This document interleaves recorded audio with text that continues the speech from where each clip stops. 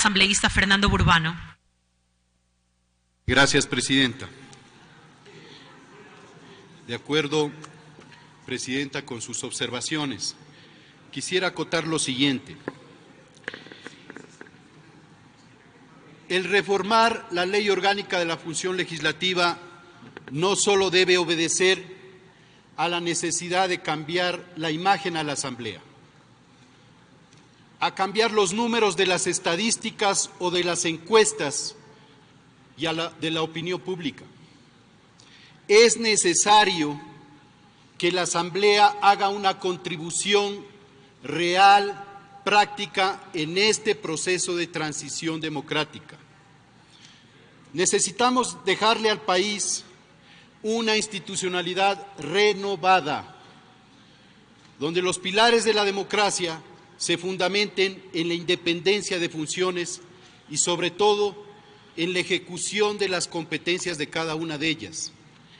En lo que compete a la función legislativa, hay que dejar claro que nosotros somos la voz de los que no tienen voz, somos la representación política de los ciudadanos y, por tanto, renovar esta institucionalidad, fortalecerla, directamente fortalece la democracia. ¿Qué es lo que queremos con esta ley?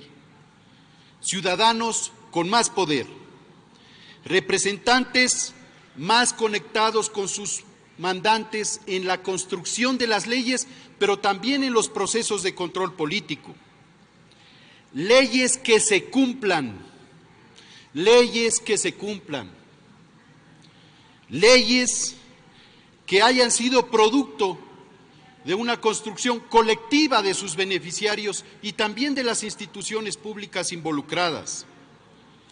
Necesitamos que esta Asamblea abra espacios donde se incorporen, por ejemplo, audiencias ciudadanas y se garantice la presencia de los ciudadanos en todo el proceso de formación de la ley.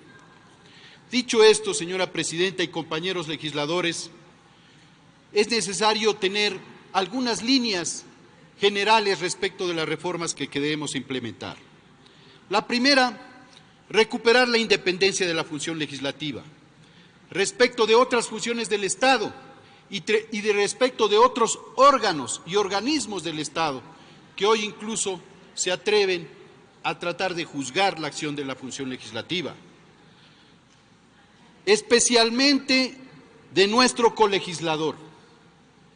Hay que recuperar la deliberación en el trámite de los proyectos de ley. Venga de donde venga el proyecto de ley. Fiscalizar con autoridad política y moral otras funciones a los funcionarios del Ejecutivo y también recuperar esa naturaleza propia de los legisladores que es la fiscalización. Desarrollar una cultura institucional de respeto al pluralismo democrático, a la representación política que ejercemos los legisladores, a nuestras facultades y a las demandas que tiene el pueblo ecuatoriano de encontrar soluciones en los aspectos sociales, políticos, económicos. Por lo tanto, hay tres temas importantes que deberíamos abordar en la ley. Primero, ¿cómo mejoramos la calidad de nuestra representación? Aquí, de hecho, la responsabilidad recae en las organizaciones políticas, los grupos parlamentarios y las bancadas. Es indispensable que la construcción de la agenda, que la priorización de los temas sean producto de un diálogo político interno con las diferentes organizaciones políticas que representamos. Fortalecer el trabajo territorial y sectorial. Lamentablemente, por un tema de ahorro económico y de austeridad, hemos dejado de estar en el territorio. La Asamblea tiene que ir al territorio. Es penoso que muchos demandantes ciudadanos tengan que hacer largos recorridos para venir a la Asamblea y la Asamblea no se activa al territorio. Físicamente podemos hacerlo, pero también podemos hacerlo virtualmente y reactivando las casas legislativas. Es necesario revisar el modelo de gestión para fortalecer los procesos de formación de la ley y de la fiscalización. Usted, señora Presidenta, había mencionado algo importante respecto de las competencias y roles y atribuciones de la Unidad de Técnica Legislativa. Quiero hacer caer en cuenta lo siguiente. La ley nace de una demanda de la sociedad y es planteada como una propuesta desde los propios ciudadanos, desde otras funciones, desde el mismo Ejecutivo y desde esta Asamblea. Aquí inicia el proceso de formación de la ley. Esa idea, esa necesidad, se va convirtiendo en ley. Lamentablemente, la Unidad de Técnica Legislativa solo hace un chequeo de requisitos al inicio del planteamiento de la ley. Pero a lo largo del proceso, cuando va al primer debate, cuando va al segundo debate, cuando se reciben las comisiones, no hay un sistema de apoyo legislativo que verifique y garantice la incidencia de los ciudadanos en el proceso de formación de la ley. Por lo tanto, es importante no solo contar con una unidad de técnica legislativa, sino con una unidad de apoyo legislativo, que incorpore la técnica, sí, porque hay que revisar temas ortográficos, temas de composición de la ley, las formalidades de la ley, que es lo que está revisando la unidad de técnica.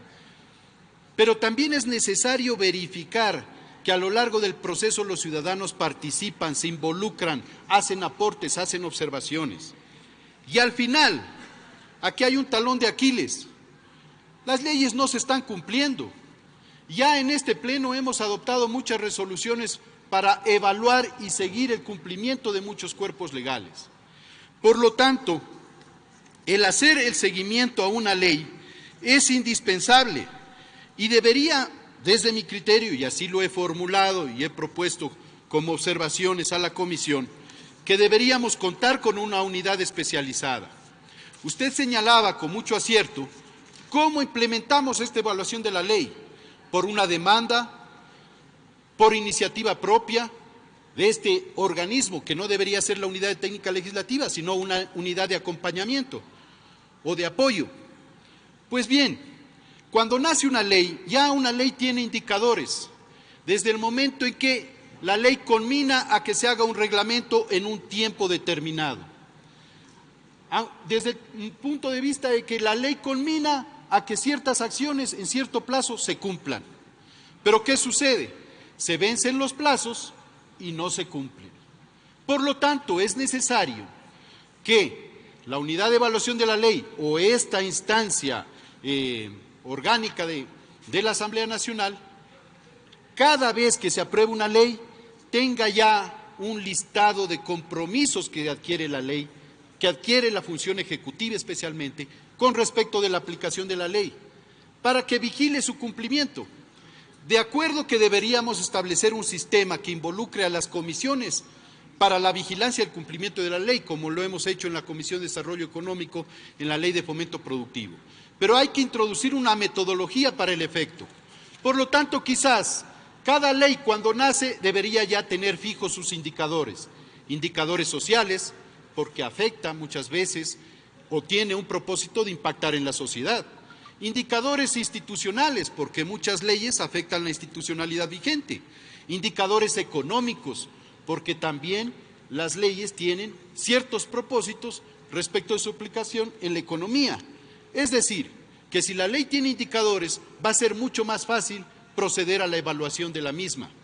Por lo tanto, yo sugiero dentro de la comisión que pensemos más allá de darle más competencias a la unidad de técnica legislativa y revisemos todo el proceso de formación de la ley para tener un sistema de acompañamiento que incluya no solo la técnica, sino la verificación y la garantía de la participación y también la evaluación posterior de la ley, para que sea un proceso completo y acompañado. Y en cuanto a lo que tiene que ver la evaluación de la ejecución presupuestaria, esto es clave y vital. Pero yo diría no solo la evaluación y la ejecución del presupuesto, sino también, como legisladores, necesitamos tener una información propia y una fuente propia respecto de otros indicadores económicos que siempre acudimos a otros estamentos, como por ejemplo el Banco Central o el propio Ministerio de Finanzas, pero no contamos con una instancia institucional que haga estudios permanentes respecto de estos temas. Por lo tanto, creo que también deberíamos pensar en incorporar una suerte de tanque de pensamiento o una suerte de centro de estudios legislativos que dé los insumos técnicos para que cada vez que aprobamos una ley, vamos a construir una ley, tenemos una fuente de información propia que puede contrastar con los datos oficiales. Esto es muy importante porque a veces nosotros estamos muy confiados de lo que nos dicen las autoevaluaciones del Ejecutivo y no tenemos puntos de referencia propios, que bien pueden funcionar en red, como en otros órganos legislativos, con la academia. Terminó su tiempo, asambleísta. Muchas gracias. Finalmente, para terminar, solo brevemente voy a hacer llegar por escrito. Quería solo señalar que cuando hablamos sobre las enmiendas constitucionales, es necesario primero ir a una enmienda para poder facilitar el cambio que proponen. De tal manera que, señora Presidenta, haré llegar mis observaciones por escrito, pero quiero insistir en que esta es una oportunidad para fortalecer la institución y no únicamente para mejorar la imagen de la función legislativa. Gracias, Presidente.